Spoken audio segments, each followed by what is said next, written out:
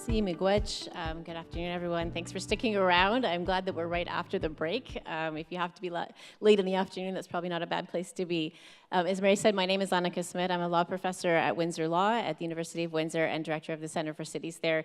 We take a law and policy approach to the tough city building questions that we're all working on in this room. And we could do a whole panel on what all of that looks like in Windsor. Some of that will come out, but what we want to talk about today is actually the really unique aspects of the cross-border relationship. It's hard for all of us from our home communities to come here and feel like we can represent what happens in our home communities on a national stage, and maybe all the more so given the uniqueness of that cross-border relationship. I'm here wearing a second hat. Everyone in Windsor and Detroit, by the way, has a side gig, or at least more than one gig, and all of these people, I think, represent that as well. I'm also wearing the hat of the co-lead of the new United Nations designated Regional Center of Expertise for Detroit and Windsor. Part of what we're going to be talking about is cross-border collaboration, and so I'll just put that out there as well. We're at a really critical moment, we all know, when it comes to Canada-US relations, and we're also at a critical moment when it comes to cities. And those two things really are coming to the fore for us in Windsor. And so we're really glad to have the opportunity to be able to talk about that a little bit today. Mary introduced our panelists quickly, but I'm going to do just a slightly deeper dive so that you know a little bit about the folks who are here. Reno Bordelin is a project manager and member of the Center for Cities Housing Systems Innovation Lab. He's a two-term former city councilor representing the downtown ward in Windsor, and is also a chef and a restaurateur in the city. He currently owns a sandwich shop in Ford City, BIA. Then we have Jeanette Pierce. We're going to go straight down the road. I know Jeanette's she's passing me on to the other Canadians, but I'm going to go in order and stay with Jeanette. Jeanette is one of our Detroit collaborators. She is a civic storyteller and a lifelong Detroit resident. She founded the City Institute in Detroit to share lessons learned from Detroit and to help cities use storytelling to break down silos. She's also a member of Michigan's Subnational Diplomacy Committee and works with the World Economic Forum's Center for Urban Transformation. Thank you for being here, Jeanette. Next, we have my colleague, Dorian Moore. Dorian is an architect who is a partner with Archive DS Architects in Detroit, 35 years of experience there. He also shares those 35 years of experience as a professor with the School of Creative Arts at University of Windsor, and is a member of the Center for Cities team as well.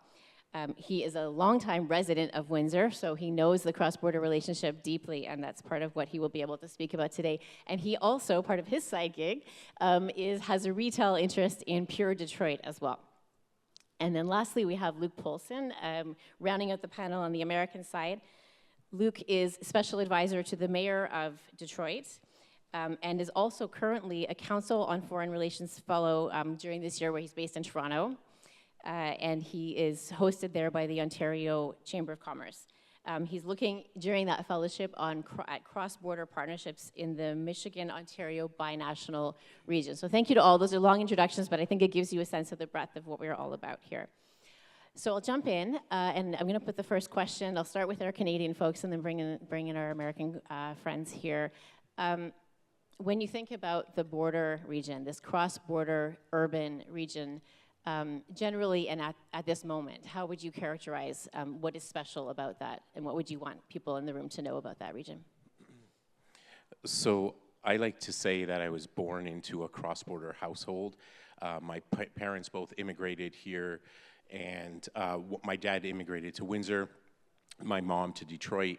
So when they met, they dated cross-border. I've been crossing the border probably weekly since I was a baby to go visit family, and still have family on that side of the border.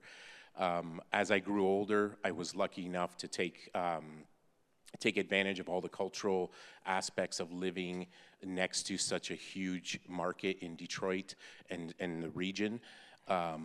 Partaking in all the cultural aspects that are available with concerts and sports and professional sports that comes with being next to such a huge city. Later on, as I opened my first restaurant, we were lucky enough to be part of a market that included 5 million people on that side of the border. So when we got a review by the Detroit Free Press, it was a huge boon for business. Equally as hard was when 9/11 happened and the border closed. It was a huge hit to our business. So And then later on in life, when I joined city council, there's a difference between cities our size of around 225,000 people that are next to a region the size of Detroit. There's a maturity and an urban maturity that comes with living there that you don't see in other municipalities of that size.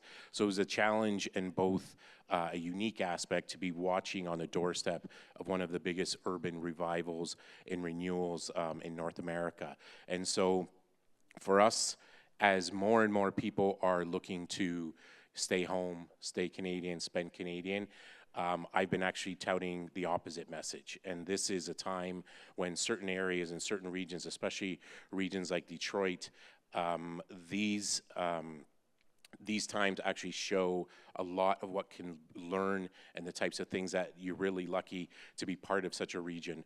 As an urban reality, I like to say that aside from Toronto, Montreal, maybe Vancouver, Windsor, Detroit is one of the best urban realities in the country to live in. And so, I know that a lot of people will like to challenge that, but I will gladly have that argument any day of the week. Thank you. Jeanette. Yes. So yes, I am born and raised in the city of Detroit proper. I am 1 kilometer, I learned that for you guys, from Canada. I can see Canada from my backyard, actually. It took me 4 minutes to be at the light at the Detroit-Windsor tunnel, to be through the tunnel, customs, and on the other side. 4 minutes on my way here yesterday. I am a storyteller and always have to include Windsor in our story because it is part of our region. So when we're talking about, and we've talked about place and connection and belonging, we belong together. We belong to one region. And when we talk about why we live in a place, the value proposition for why people should live there, work there, come there, stay there, open a business there, move a big international corporation there, it is a regional conversation. Things like that Reno alluded to, but we have all 4 major sports teams in Detroit, all playing 2 blocks away from each other. We even have a new soccer stadium being built, so we'll have 5. We have the 2nd largest theater district in the country, 13,000 theater seats in a 2-block radius. We have amazing world-class museums like the Detroit Institute of Arts. We had more money than God at one point. They spent it on arts and culture, and you can't take that away from us, even though they've tried. We have the Motown Museum. We founded techno, but all of those things are awesome. But then on the Windsor side, we have 18 wineries 20 minutes away from my house on Lake Erie. We have a national park, not an American national park, a Canadian national park in Point Pelee National Park, about an hour away. We have amazing food in Detroit, but we have amazing food and different in many ways in Windsor. We don't have soup dumplings in Detroit. Does that long bao? We don't have it. Like I literally have to tell people what it is, and then I go over to Windsor and take them and say, you have to try this, right? So it can be little things like that, as well as large things. But overall, we have to make the pitch to everybody that you get 2 countries for the price of 1. That's what I say a lot of times. And yes, during these difficult times, relationships matter even more. We've been working to strengthen these relationships because, as also has been mentioned, don't waste a crisis. Crisis breeds opportunity, but it also breeds collaboration, as we've also heard from some of our speakers today. And we're on your side during this, right? That's an important part. We want to come over there. We want to support. We want to show our support because in Detroit, the leader of our country doesn't like us either. So we're definitely on your side and want to make sure you guys know that. Thanks, Jeanette. Dorian.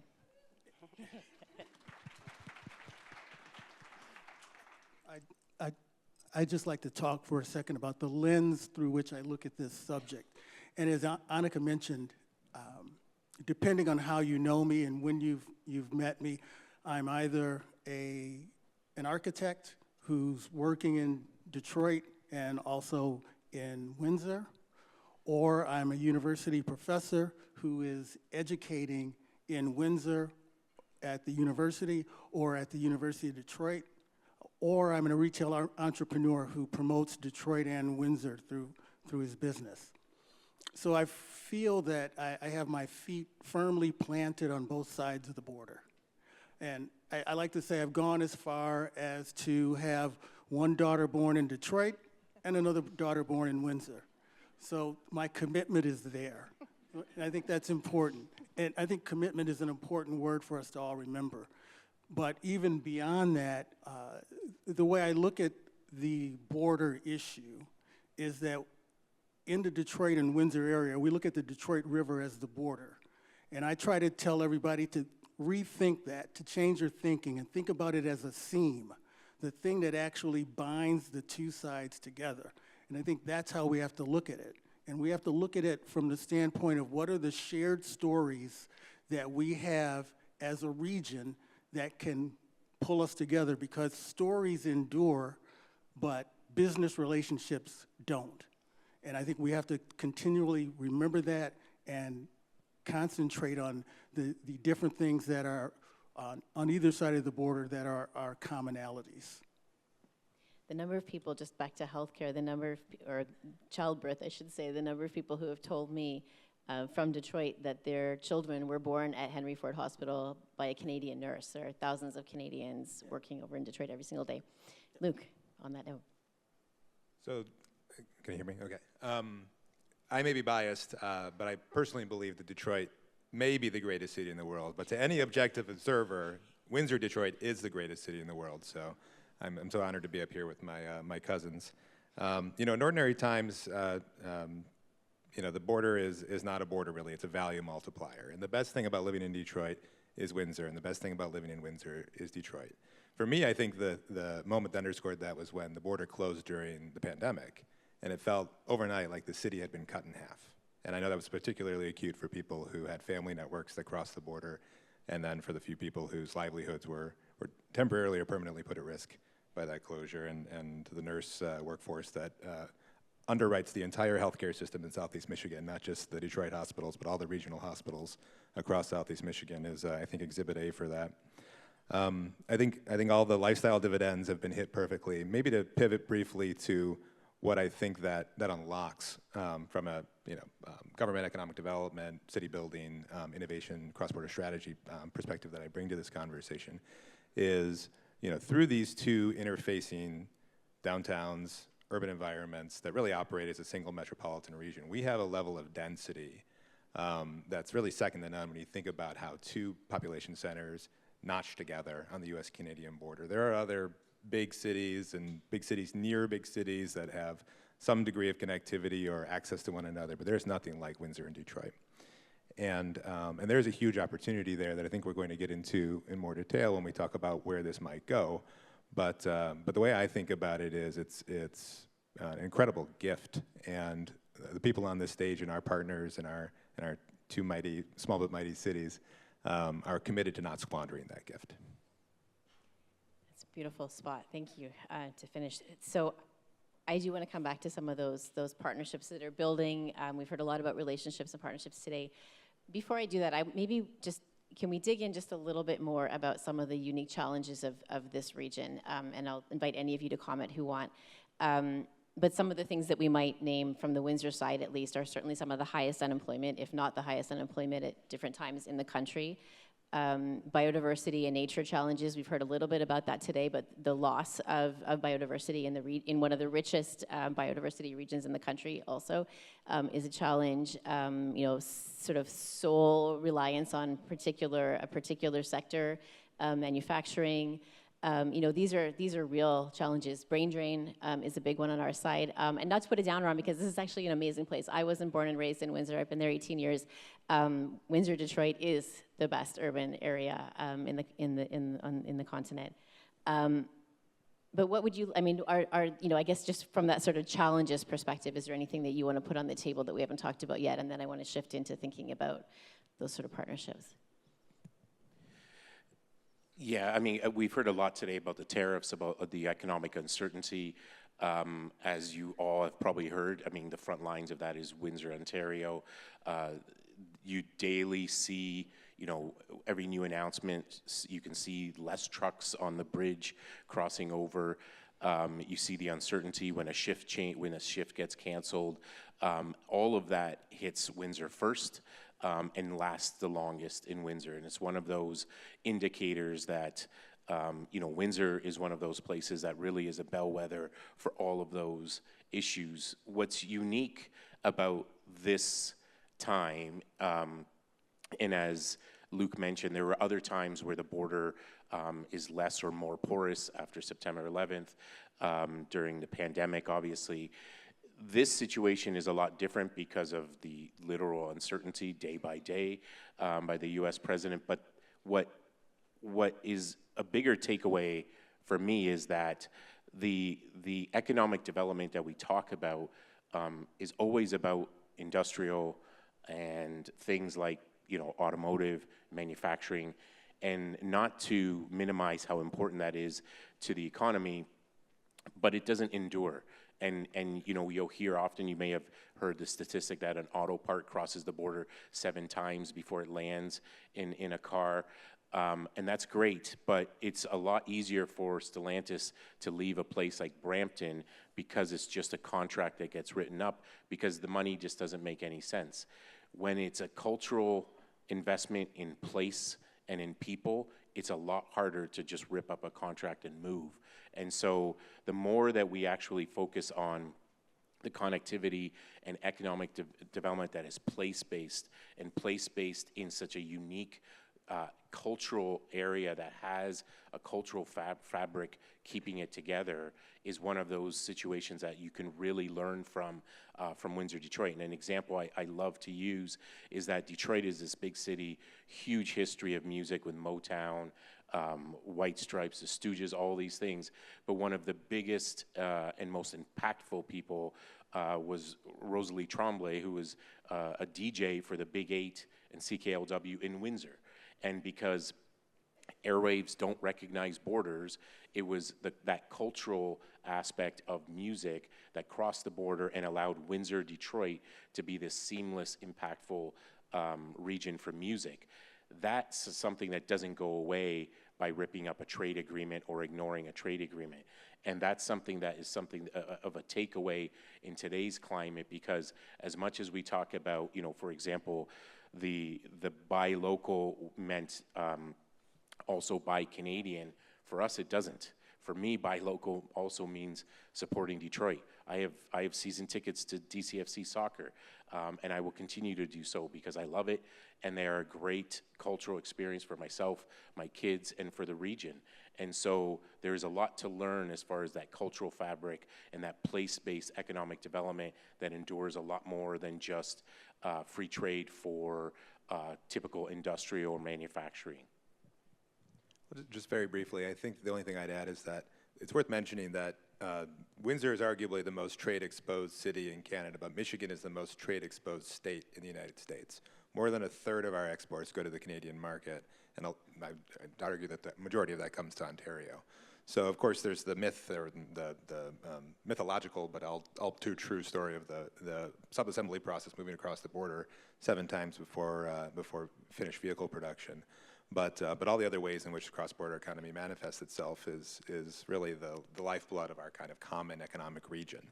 And what's particularly frustrating, I think, for the Detroiters in this sort of geopolitical context is that, you know, we understand that, and we don't want these barriers to be put up because we understand who our customers are, who our partners are, and what our economic kind of ecosystem really looks like. And so, as I think you know, folks push for some form of decoupling, I think at the hyper-local level, none of us believe that that's in any of our interests or even possible, and it's certainly not a path to prosperity.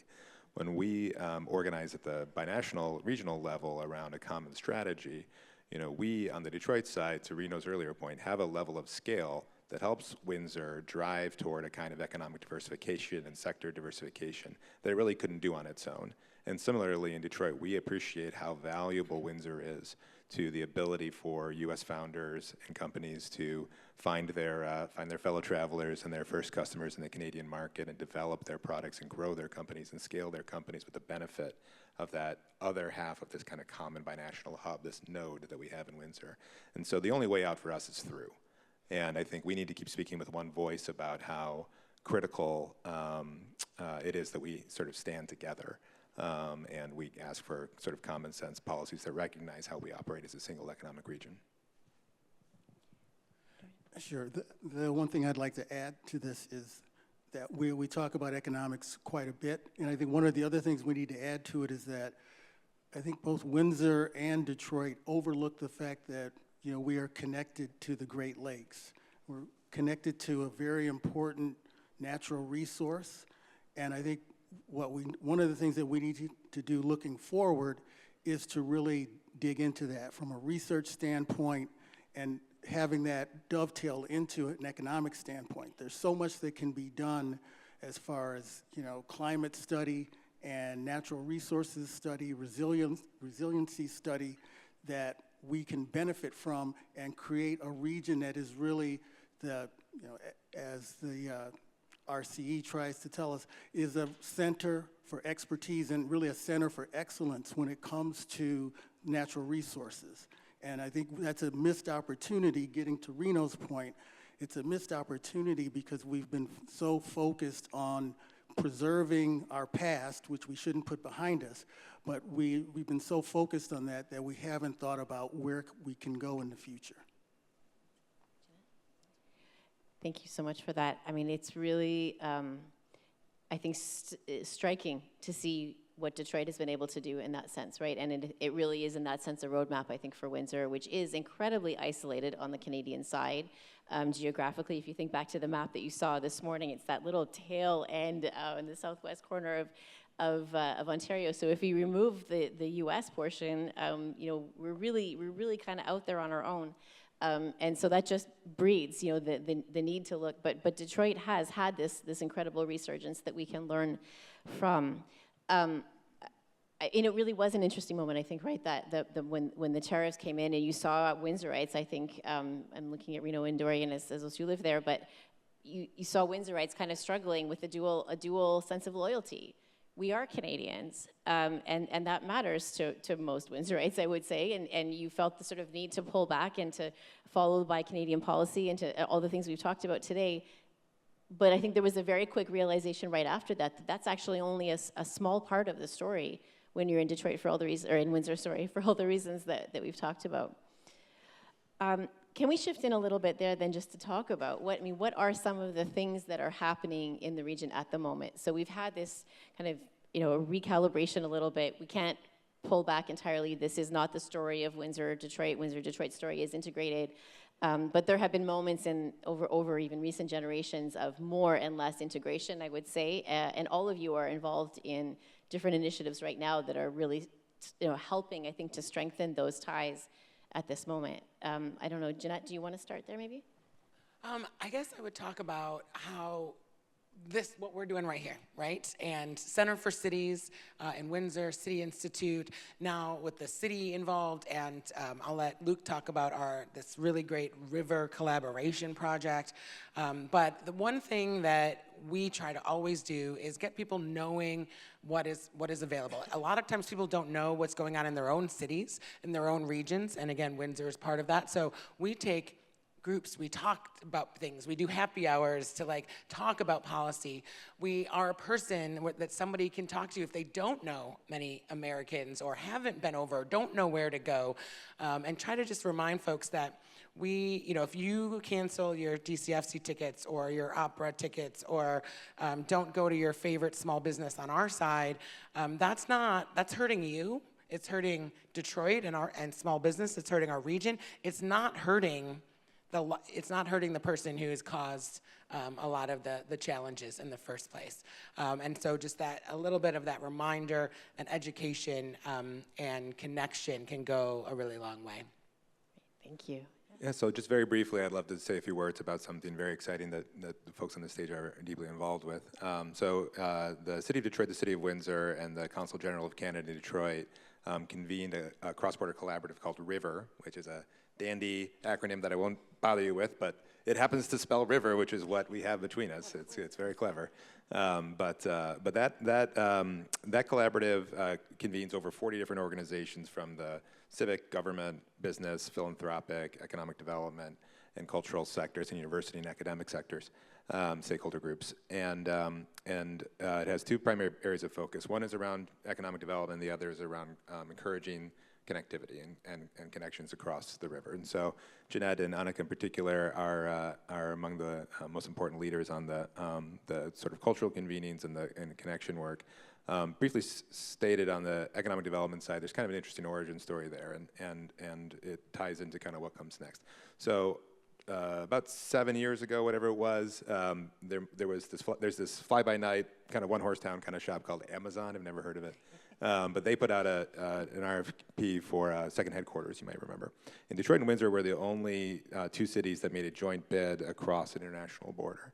And we weren't successful, but we learned a few important things along the way. And one is about, and primarily it's really about that sort of binational advantage, that value proposition of a co-located investment that cross-leverages the capabilities that exist but really between Michigan and Ontario when you think about innovation, talent production, R&D, and even like an immigration system and broader labor pool. A set of systems, but really the way that those two broader sets of capabilities kind of come in and concentrate in this hub that straddles the river between Windsor and Detroit. So instead of chasing these big fish, sort of silver bullet kinds of investment opportunities, the stakeholders who sort of went at that opportunity decided to formalize a standing collaborative around building this kind of common platform for investment attraction, for talent strategies, for place-based economic development. We were really humming, and then tariffs came along, and the amount of engagement went 3x because everybody on both sides, but even the more under-engaged folks on the Detroit side stepped forward and said, what can we do? Right? We have to come together. We have to kind of have this all-hands moment where we triple down on our common relationship. So there's hopefully in future summits like this, we'll have even more progress to report. But we're getting up and running, and it's I think a really exciting example of how we can speak with one voice about what matters to us in the context of this regime restructuring. But more to the point, continue to collaborate together and build the things at the subnational level that can withstand and create sources of resilience against those kinds of structural changes. So one of the images of Detroit's resurgence has been the renovated train station in Detroit. If you haven't heard about it, Google it. It's worth the short read to get the story behind it. Ford Motor Company has been behind the effort, spent hundreds of millions of dollars restoring this train station. There has been renewed efforts to get trains going through Detroit, through the tunnel to Windsor that would be able to go to Toronto. So Chicago to Toronto seamlessly, as opposed to getting off in Detroit, taking a cab or something over to Windsor and then taking connections. So this real important connection point. And the reason I raise it is because of focusing on that connectivity of people, connecting something like Chicago to Toronto. And imagine if, earlier this week, instead of one of the big, bold projects being something that's moving oil and gas faster across the country, imagine it was moving people across high-speed rail from Windsor to Quebec City. And so those projects have been on the books for decades. We've talked about it. Other countries in the world have done it. We lag behind, decades behind in that kind of infrastructure. Imagine a connectivity to go from Quebec City to Chicago, seamlessly, high-speed rail, making that connection. What it would mean for business along that corridor, small businesses, medium-sized businesses, especially as we talk about remote work. These are the types of investments that would lead to a connectivity that would endure, and things like tariffs and things like manufacturing or tighter borders would not have an impact on if we were actually focusing on people, innovation, and the type of sort of intellectual research and things that Dorian was talking about along that corridor. In a minute, I'm going to ask Luke to speak on that one too, because you've had some involvement there, and it is interesting, to Reno's point, when you now see Quebec City to Toronto being prioritized on the high-speed rail, which is great. I mean, it still gets us here much faster, But it does feel like there's a gap, a big gap there. It does feel like there's a big gap there. Dorian, do you want to? Yeah, I'd like to add to that. One of the other things that's an important thing that's happening in Windsor, Detroit, is the opening of the Gordie Howe Bridge. And that's another opportunity for us to think a little bigger, but at a local scale. The opportunity with the bridge, beyond economics, is more cultural. The fact that it's going to be a bridge that you can walk over and you can also bike over can start to become a catalyst for revitalization efforts in the southwest area of Detroit, and then also historic Sandwich Town in Windsor. And so if you can imagine just a simple bicycle route that is culturally oriented, new streetscaping leading up to the bridge from both sides, that starts to point to the bridge as an asset and as a symbol for the connection between the histories of two important areas in Windsor and in Detroit. So I think there are these things like that, similar histories. There are forts on both sides of the river from times in our history when we were trying to protect our sides from each other. There are similarities in historically ethnic districts on both sides of the river and historic districts in both cities that have very similar characteristics. So in Windsor and Detroit, and in Michigan and Ontario overall, we have demographics that are very similar, and I think that's one of the things that we focus on to make the region strong so that we can withstand tariffs and all the other crap that comes along with politics. Do you want to speak? 3 minutes. We're good. Last question. Luke, did you want to speak to the rail question, or? I think we know it. Let's do the last question. Okay, perfect. Maybe I'll just make a quick comment, and then I'll visit any last comments. You're welcome to jump in. Reflecting on the partnership, the Regional Center of Expertise, as Dorian mentioned, is another partnership that's now been several years in the making. And I always like to highlight this example because it was Wayne State University reaching out to you, Windsor, and saying, we want to be friends with you. We always feel like the younger sibling, the little sibling somehow in the Windsor-Detroit relationship. And it was clear that this is actually something that, that mattered to Detroit as well. I want to make the point that there is such a wealth of expertise that we are able to benefit from. You know, housing and land use is something that we're thinking a lot about in this room. And we've learned a lot, right? There are examples, there are skills, there are projects, there are programs, policies that are working well in Detroit and have worked elsewhere that we have the opportunity to benefit from. And the second is the partnership question. You know, what I hear consistently, and maybe, I don't know, Jeanette or Luke, if you want to speak to that, but what I hear consistently from folks in Detroit is the reason that Detroit has been able to do what it's been able to do in terms of the resurgence is because there was a coming together. So I'll maybe leave that to either of you if you want to make a comment there. Yeah, I mean, for those that aren't aware, how many people have been to Windsor? How many people have been to Detroit?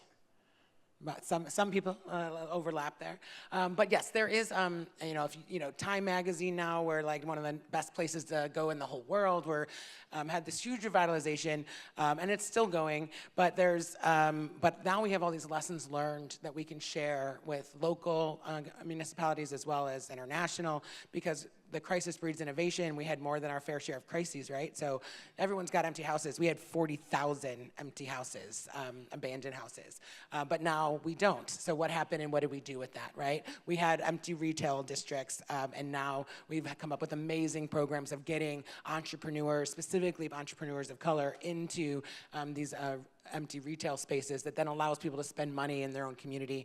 So we can do just so much of that where we've been, and that we can share that with Windsor, and love doing all of that. The only thing I'd add is that it's important to flag what the state government and the federal government did in partnership with the local and sort of regional state set of philanthropic and civic and business leadership. And I think, you know, for a long time, the state of Michigan wished Detroit wasn't so beset by the challenges it was beset by, and tried to wish it all away, and the same thing with the federal government. And everybody aligned around a common strategy where they could no longer kind of let things limp along, and instead made a series of big strategic investments to kind of cut through the knot of some big structural problems. So as Windsor, I think, makes its case to its partners at the provincial and federal level, the Detroit example is, I think, an important one. And yet, because Windsor and Detroit's fates are so incredibly intertwined, I think it's important for provincial and federal decision makers to appreciate what Detroit and Windsor represent together, and work with Detroit, work with the state of Michigan, and I'd like to believe at some point the U.S. federal government, to think about these two cities and kind of make combined joint strategic strategies and investments that lift all of us up together. If I could just jump back in really quick to wrap things up pretty much. Mary, we see the time. Yep, We're going to give Jeanette the last word. You know, is that assets and challenges are not mutually exclusive. That's really important to understand. We're having some real major challenges, and we have these amazing assets and people that are working towards solutions to those. But at the end of the day, why are we all here? It's because we care about our place, and that we have all these big city things that we talked about, the assets, but it is all about the people.